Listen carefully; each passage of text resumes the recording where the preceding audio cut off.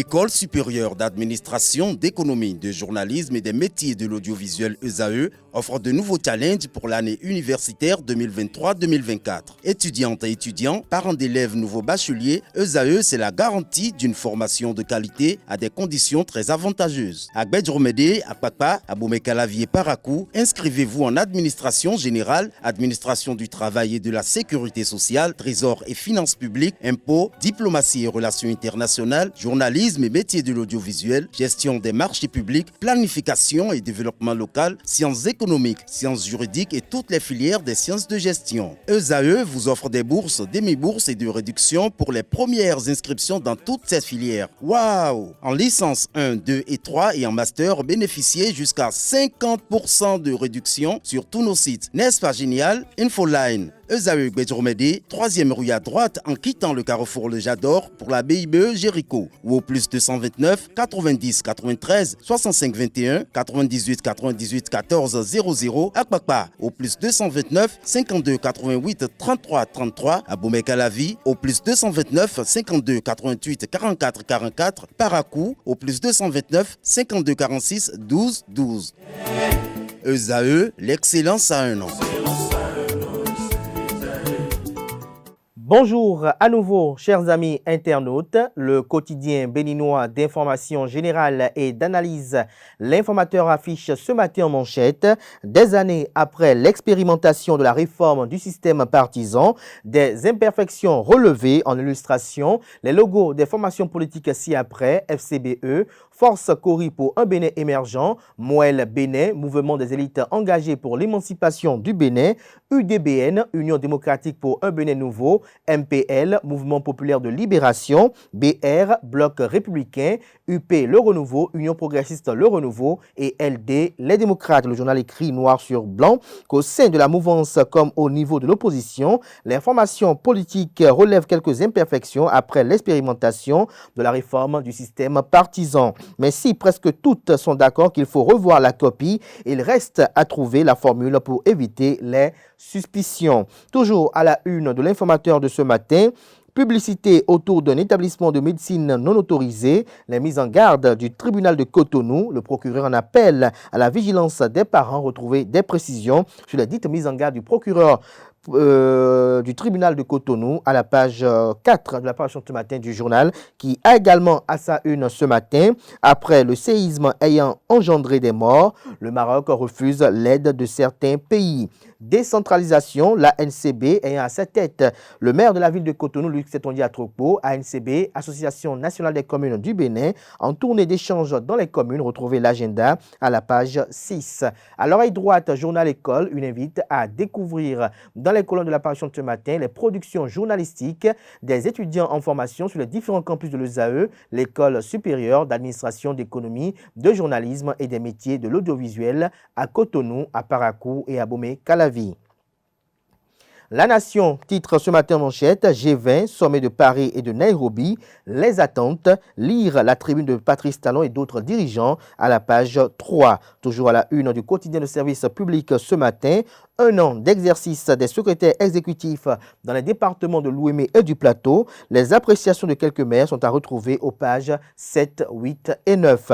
Fraternité, pré-rentrée dans les écoles, dernier réglage avant l'heure, transfert, travaux administratifs et nettoyage au menu. Le journal fait savoir que salle de classe dépoussiérée, cours d'école désherbés, telles sont les activités réalisées ce lundi 11 septembre 2023 dans les écoles. Les apprenants, le personnel administratif et les enseignants se sont retrouvés pour la pré-rentrée comme prévu dans le calendrier scolaire. Ils sont venus préparer la rentrée prochaine à une semaine de son démarrage fixé au 18 septembre prochain.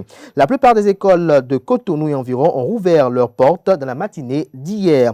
Elles ont accueilli leurs occupants habituels pour une sorte d'apprentissage avant l'heure. Retrouvez la suite du constat effectué par la rédaction dans quelques écoles de Cotonou et environ à la page 3 de sa livraison du jour. Négociation gouvernement-syndicat, les enseignants retrouvent le sourire. Entretien avec le FA Bokonon à Dibodo Egbidilo. Prendre le FA, c'est se connaître en profondeur, retrouver des détails sur l'intérêt de prendre le FA à la page 4 de la parution ce matin du journal. Il s'agit bel et bien du quotidien Fraternité. Le matinal en manchette, développement du football à la base au Bénin, le centre d'excellence de Ndali fonctionnel, Paris gagné pour Mathurin de Chacus et le COMEX de la FBF, des détails en page 7.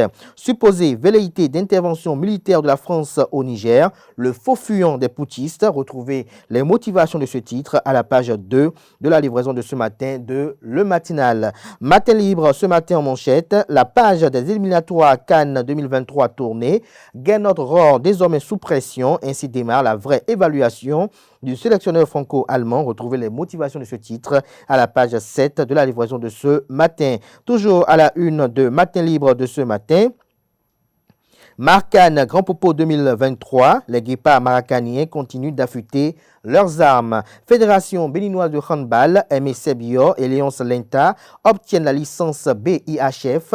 Des détails sur cet exploit à la page 9 de la livraison du jour du journal Matin Libre. Le Béninois libère ce matin en manchette. Encore des mesures idoines pour assaisonner la rentrée scolaire sous la coupole du cuisinier en chef Patrice Talon. Les ingrédients du Guatémi de ABT Ablabiotchani dans la sauce des syndicats. Des précisions à la page 5.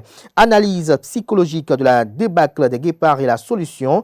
Casser l'équipe, décapiter la FBF et trouver un psychologue pour les enfants, estime le confrère de Le Béninois libéré qui se réjouit ce matin de l'adhésion de la professeure Judith Glidia au sein du bureau politique du parti politique Bloc républicain. Illustre son titre avec une photo du président Ablaye Tchane ayant à ses côtés la professeure en question Judith Glidia qui est également la directrice générale de la Poste du Bénin.